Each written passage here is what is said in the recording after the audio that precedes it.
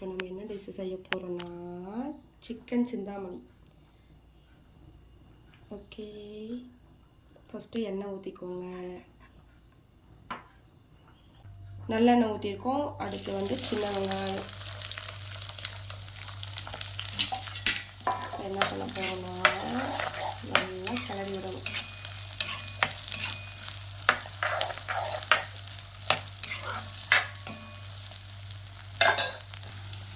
கொஞ்சம் கருவேப்பிலை போட்டுக்கோங்க. நல்லா கிளறி விட்டுட்டு இது இப்படியே கொஞ்சம் நேரம் எண்ணெயில் நல்லா வதங்கட்டும்.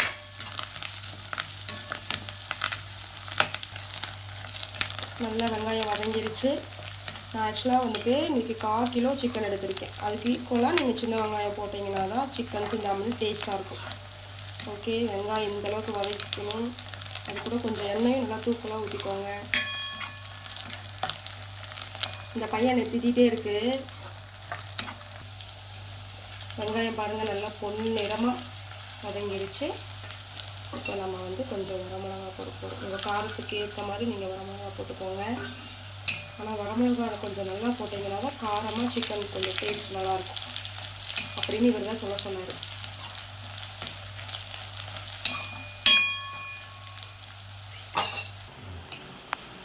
ஓகே, இது எப்பவுமே நல்லா வதங்கிடுச்சு. வரமிளகா அப்படியே போட்டுறாதீங்க. அதில் உள்ள அந்த இதெல்லாம் விதையெல்லாம் நல்லா எடுத்துட்டு அப்புறம் போட்டுக்கோங்க. ஓகே, இப்போ நம்ம சிக்கன் போட போகிறோம். அடுத்தது 1/4 கிலோ சிக்கன் நல்லா வெட்டி நல்லா மஞ்சள் தூள்லாம் போட்டு கழுவி வச்சுருக்கோம். அதை நம்ம இதில் மிக்ஸ் பண்ண போகிறோம்.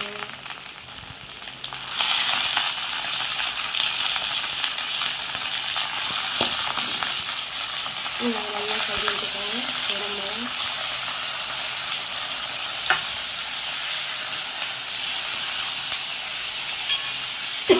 காரம் நல்லா ஏறுது. காரம் வந்து ரொம்ப பிடிக்கும்னு யாருக்கு தோணுதோ அவங்க மட்டும் இந்த டிஷ்ஷை ட்ரை பண்ணுவோம். ஏன்னா எங்களுக்கெல்லாம் காரம் ரொம்ப பிடிக்கும், அதனால தான் நாங்கள் இதை ட்ரை பண்ணுறோம். ஓகே, அடுத்து கொஞ்சம் உப்பு. இது வந்து இந்து உப்பு. உங்களுக்கு என்ன உப்பு விருப்பமோ அந்த உப்பு யூஸ் பண்ணுங்கள்.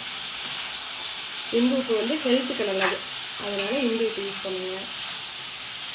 நல்லா அதிகம்லாம் யோசிக்காதீங்க. நம்ம ஹெல்த்து தான் முக்கியம். 100 ரூபா தான், 2 மாதம் வரும் நீங்கள் உங்களுக்கு. ஓகே, உப்பு அளவாக சாப்பிடுங்க, அதுவும் நல்லது. தண்ணி எதுவும் ஊற்றாமல் இப்படியே வேக வைங்க. ஏன்னா ஆல்ரெடி சிக்கன்லேயே நமக்கு நிறைய தண்ணி இருக்கும். சிக்கன் செய்யும்போது எப்போவுமே தண்ணி ஊற்றாமல் செஞ்சோம்னா தான் அதோட டேஸ்ட்டாக இருக்கும். ஓகே, கொஞ்சம் நேரம் இதை க்ளோஸ் பண்ணி வைப்போம். அடுப்பை வந்து சிம்மில் வச்சுட்டே இந்த டிஷ்ஷு செய்யுங்க. இப்போ பாருங்கள், சிக்கனுக்கு தண்ணியெல்லாம் இறங்கிருச்சு. நமக்கு இதுவே போதும் வேகிறதுக்கு. திரும்ப நல்லா ஒரு கிளறிட்டு கலருக்காக கொஞ்சம் ஒரு மஞ்சத்தூள் போடுவோம்.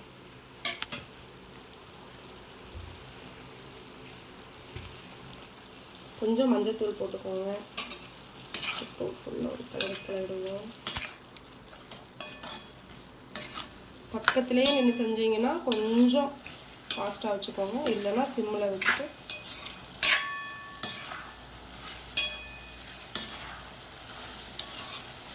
நல்லாயிருக்கா.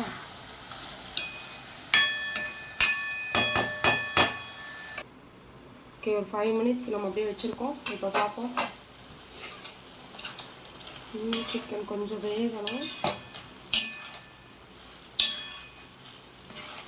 எண்ணெய் நல்லா பிரிஞ்சு வந்திருக்கு பாருங்கள்.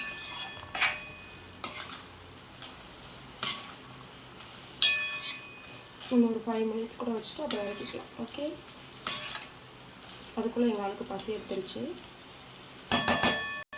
ஓகே, நான் ஒரு 1/4 டீஸ்பூன் மிளகாத்தூள் போடுறேன். உங்களுக்கு வேணும்னா போட்டுக்கோங்க, இல்லைன்னா வேண்டாம்.